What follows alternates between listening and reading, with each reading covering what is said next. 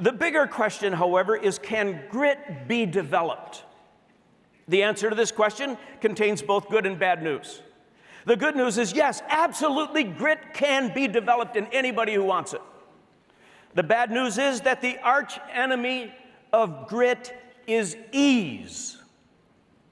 So if your parents turned over heaven and earth to make your life easy, challenge-free, stress-free, they did you no favors regarding grit.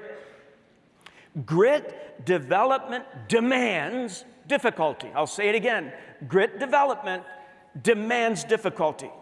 It demands a series of variously sized mountains for you to pull the train cars over so that when you get to the top after massive outputs of effort, you say on the backside of the mountain, I thought I could. I thought I could. I thought I could, which sets you up better from a confidence perspective for your next mountain. Grit grows every time you prove to yourself that you can overcome an obstacle with tenacity and perseverance. When my son Todd was about 9 or 10 years old, he wanted a dog more than life itself. I didn't want a dog, but I gradually relented and we got him one. One day, we decided that the dog needed to be outside more. So I bought a 24-inch metal stake that had to be driven into the hard-packed soil in our backyard so the dog could be out on a leash. I got a hammer. I gave the metal stake to Todd, and I said, it's your dog. This is your job to do.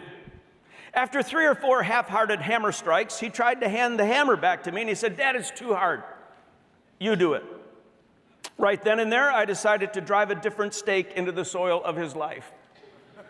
A grit stake. I handed him the hammer back, and I said, I have all afternoon to watch you pound this stake into the ground. I know the soil is hard. I know it's going to be a tough task. It's your dog. It's your job to do. And I don't care how long it takes or how hard it gets. It's yours to do.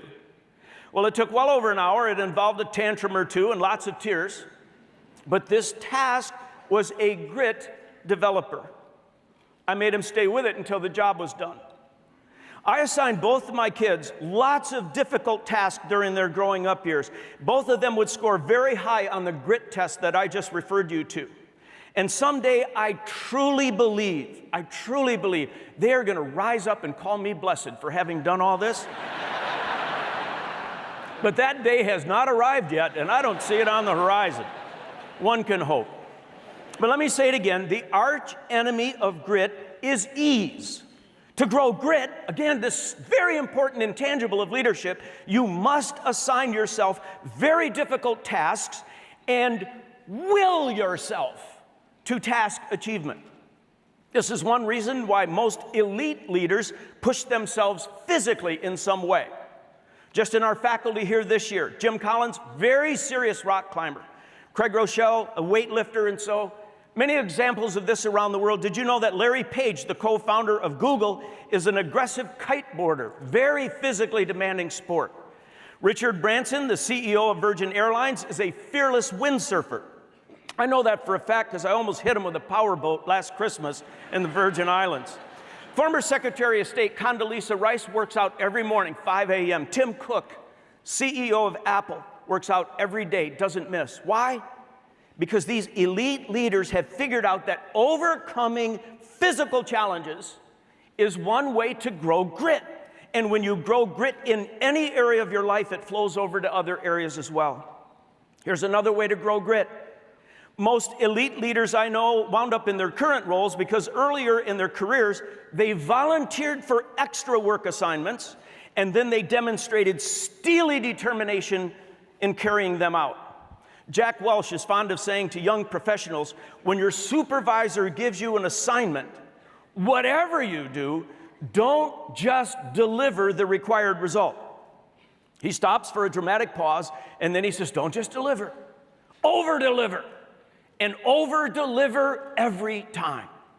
In our context, that would be saying, show grit. Another way to develop grit is to read biographies of people who had it, or hang around with people who have it now, because some of it actually can rub off. One final observation about the power of grit.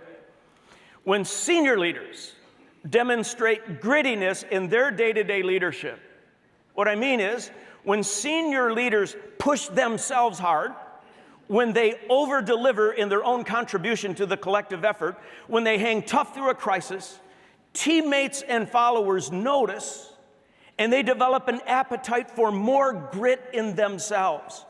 They start to push themselves to the next level, and eventually the whole organization gets grittier. And gritty organizations are unstoppable. So the point here is, if you care at all about getting the toys over the mountain, if you care at all about achieving whatever mission your life or organization is about, you simply must develop and demonstrate grit.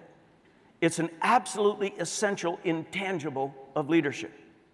Leadership. Leadership.